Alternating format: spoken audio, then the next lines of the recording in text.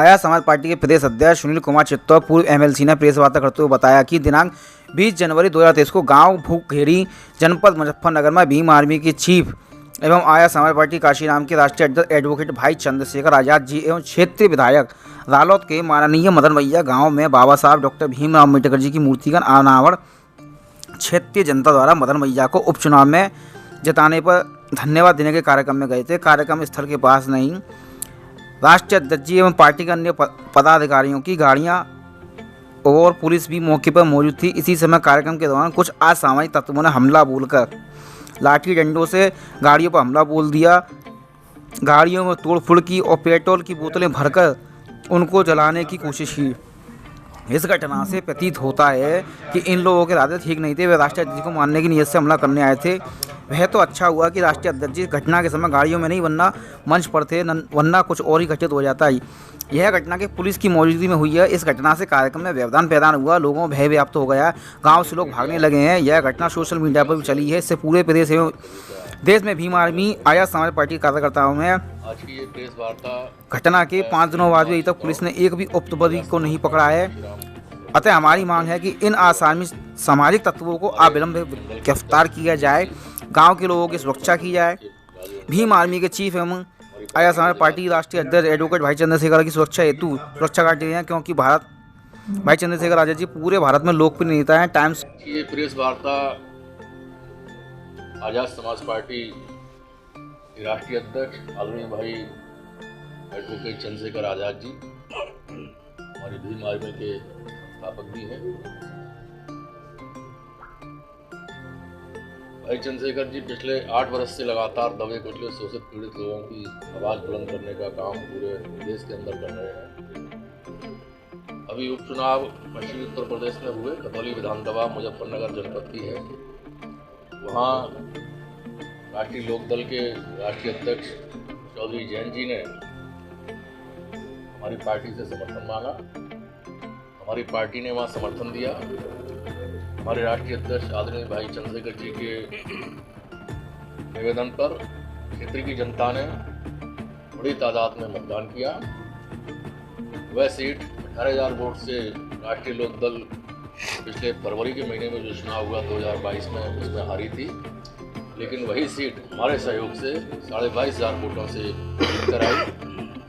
क्षेत्र की जनता ने माननीय राष्ट्रीय अध्यक्ष जी को और क्षेत्र के विधायक मदन भैया जी को बुलवाया था। भूखेड़ी एक गांव है वहाँ मुजफ्फरनगर जनपद में।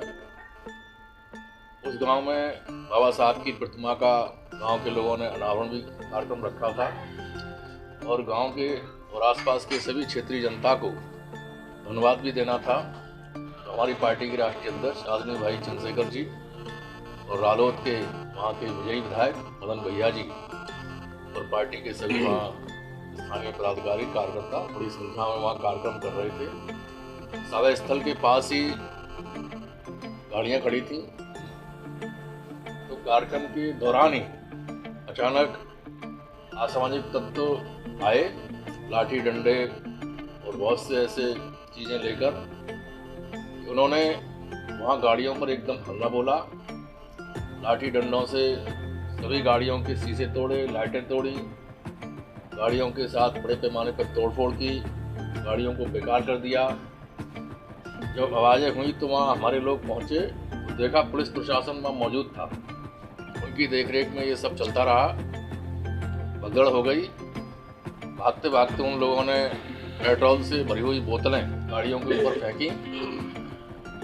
उन्हें मौका नहीं मिल पाया कि वो उनमें आग लगा सकते। यदि उन्हें मौका मिलता तो वो गाड़ियों को जला भी सकते। और हम कुदरत का धन्यवाद करते हैं कि उस समय घटना के समय गाड़ियों में हमारी पार्टी के राष्ट्रीय अध्यक्ष और हमारे पदाधिकारी नहीं थे।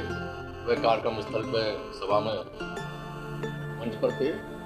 इसलिए जो असामाजिक तत्व हैं उनके मंसूबे पूरे नहीं हो पाए। हो सकता है वो हमारे राष्ट्रीय अध्यक्ष जी की हत्या करने के मकसद से आए हों। आप सभी समझते हैं कि जब गाड़ियों को उन्होंने तोड़ा फोड़ा है, हमला किया है, तो उनकी मंशा केवल गाड़ियों तक ही सीमित नहीं थी। वह हमारी पार्टी के राष्ट्रीय अध्यक्ष जी की हत्या भी करना चाहते थे, क्योंकि लाखों करोड़ों लोगों की भावनाएं उनके साथ हैं। भाई उस समय गाड़ी में ना होने की वजह से बच गए। घटना के बाद पूरे गांव में भय व्याप्त हुआ, लोगों में अफरा तफरी हो गई। यह घटना सोशल मीडिया के माध्यम से पूरे प्रदेश और देश में फैल गई। भीम आर्मी और आज़ाद समाज पार्टी का संगठन पूरे देश के अंदर सभी राज्यों में फैला हुआ है। लगातार 5 दिन से इस घटना को लेकर पूरे देश में आज़ाद समाज पार्टी के और भीम आर्मी के कार्यकर्ताओं में जबरदस्त आक्रोश है। आश्चर्य की बात है कि उत्तर प्रदेश में मुख्यमंत्री आदित्यनाथ योगी जी के द्वारा बार बार कानून व्यवस्था को ठीक कहा जा रहा है और वह G20 के नाम से बाहर के लोगों को बुलाकर यहाँ उन्हें ये एहसास करा रहे हैं कि उत्तर प्रदेश में उद्योग स्थापित हो सकते हैं, यहाँ शांति और व्यवस्था कायम है। लेकिन इस घटना ने यह साबित कर दिया कि उत्तर प्रदेश में कानून व्यवस्था नाम की कोई चीज़ नहीं है, क्योंकि आज घटना को हुए 20 तारीख से लेकर आज 24 तारीख हो गई, अभी तक कोई मुजरिम स्थानीय पुलिस के द्वारा गिरफ्तार नहीं किए गए। ये कोई छोटी घटना नहीं है। हमारे राष्ट्रीय अध्यक्ष जी को अमेरिका से जो द टाइम्स नाम की पत्रिका निकलती है, जो पूरे वर्ल्ड के उभरते हुए लोगों को समय समय पर प्रकाशित करती है, 2020 में द टाइम्स पत्रिका ने भारत के अंदर केवल अकेले नाम के रूप में और व्यक्ति के रूप में, उभरते हुए नेता के रूप में यदि किसी व्यक्ति का नाम अपनी मैगजीन में छापा तो वह हमारे भीम आर्मी के राष्ट्रीय अध्यक्ष, संस्थापक और पार्टी के अध्यक्ष भाई एडवोकेट चंद्रशेखर आजाद हैं। पत्रकार ने स्पष्ट लिखा कि पूरे भारत में ये अकेले उभरते हुए नेता हैं। तो हमारे नेता की लोकप्रियता बड़े पैमाने पर पूरे देश के अंदर बढ़ रही है। इसके बावजूद भी जो उत्तर प्रदेश की गुप्तचर संस्थाएं हैं, LIO है, पुलिस प्रशासन है, ये हाथ पे हाथ धरे बैठे हैं। इससे ऐसा लगता है कि बहुजन समाज के उभरते हुए नेताओं को इस देश का जो शासन है, सरकारें हैं, वह आगे बढ़ना देखकर खुश नहीं होता है। ये देश गैर बराबरी की सामाजिक व्यवस्था के आधार पर चलने वाला देश है। यहाँ पर जो सामाजिक व्यवस्था के आधार पर जिनको निम्न जाति का कहा गया है, ऐसे लोगों के साथ समय समय पर इस प्रकार की घटनाएं करके उनका मनोबल गिराने की कोशिश की जाती है, उन्हें रोकने की कोशिश की जाती है। ये विडंबना है कि इस देश में 72 साल संविधान को लागू हो गए और संविधान में सभी समाज, सभी धर्म के लोगों को बराबरी के अधिकार दिए गए हैं, लेकिन इसके बावजूद भी हमारे नेता राष्ट्रीय अध्यक्ष जी को अभी तक स्थानीय प्रशासन ने, न शासन ने किसी प्रकार की कोई सुरक्षा प्रदान नहीं की। हम आपके माध्यम से ये कहना चाहते हैं कि इस घटना के बाद प्रशासन को जितनी जल्दी हो सकता था जल्दी से जल्दी अपराधियों को गिरफ्तार करना चाहिए था। गांव के लोगों को सुरक्षित करने के लिए वहां फोर्स लगाना चाहिए, क्योंकि गांव में पलायन की स्थिति पैदा हो गई, लोग भयभीत हो गए, भागने लगे और हमारे राष्ट्रीय अध्यक्ष जी की सुरक्षा के लिए सुरक्षा गार्ड दे देने चाहिए थे।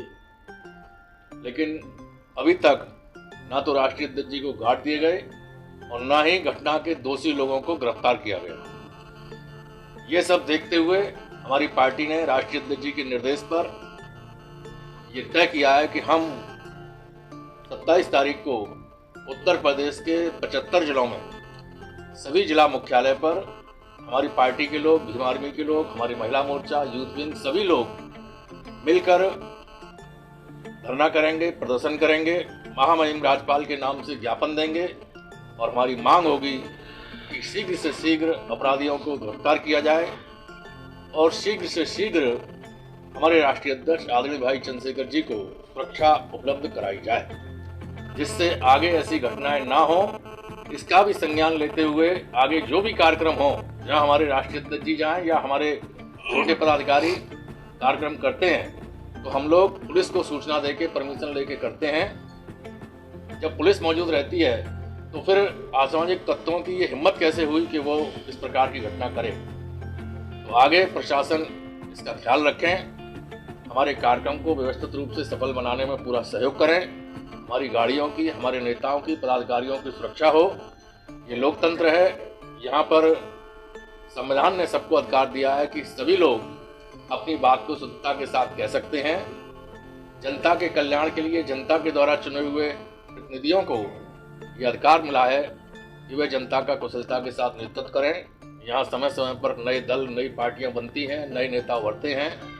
ये हमारे देश की लोकतांत्रिक प्रक्रिया है। इस लोकतांत्रिक प्रक्रिया को बनाए रखने की जिम्मेदारी सरकार की है। बहुत बहुत धन्यवाद।